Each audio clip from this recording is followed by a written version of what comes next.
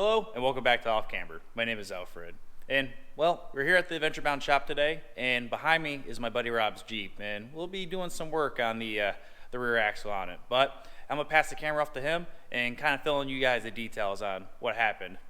What's up, guys? Rob with Adventure Bound Off-Road. So Alfred asked me to let you all in on what happened to my Jeep behind me on the lift. And we were out at King of the Hammers 2022, and we were running Balderdash with Barnes 4-wheel-drive, and there was a couple YouTube channels, Matt's Off-Road Recovery, Nate with Dirt Lifestyle, and we were running the trail, and I broke an axle shaft, I believe. So we're going to dig into that and actually find out what happened. So, like what Rob said, he's thinking that he broke an axle shaft. So we'll throw a clip in, but when he puts the Jeep in drive with the rear locker on, obviously this should be locked up and power should be going to both rear wheels. But unfortunately, the drive shaft only spins the passenger side, so the driver's side makes some popping, grinding, and not so good rear end noises. So we'll rip off the tires, rip out the diff cover, and we'll see what's actually broken. So.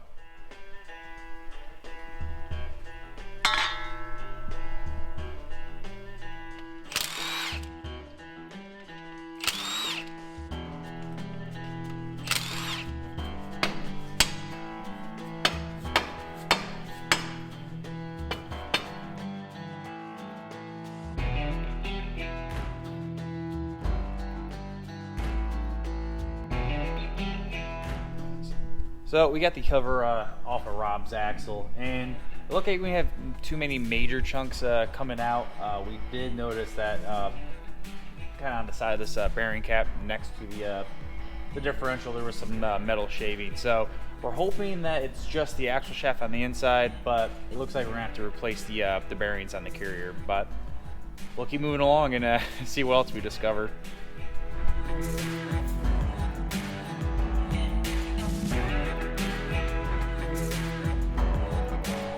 So we got the driver's side axle shaft ripped out of the rear end, and well, the damage is kind of what we expected. So starting with the axle shaft, well, it did snap, and judging by the end and looking inside the axle tube, it looks like it looks like it broke right where it meets the locker, so the differential.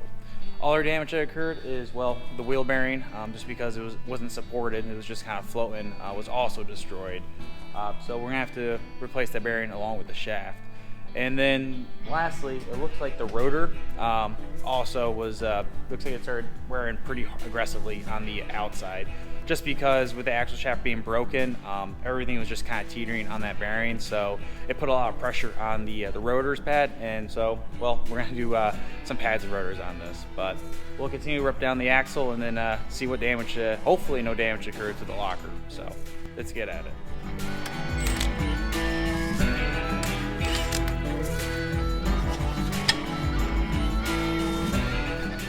And after fighting with the differential for some time, we were able to get out of the axle housing.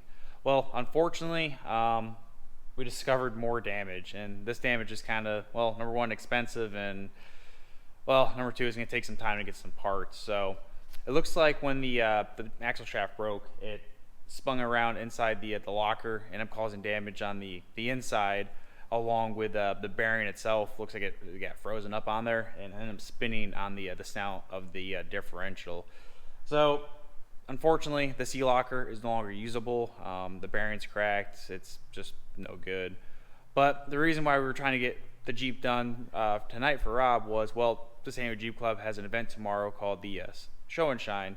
And well, we were going to put in some extra hours tonight, get his Jeep put back together and down there, but unfortunately that isn't an option. So luckily enough for him, he does have a Jeep Gladiator, so he's going to just get that ready tonight and show that, and then I'm going to bring my TJ down tomorrow. So next time you guys will see us, we'll be down there. So catch you then.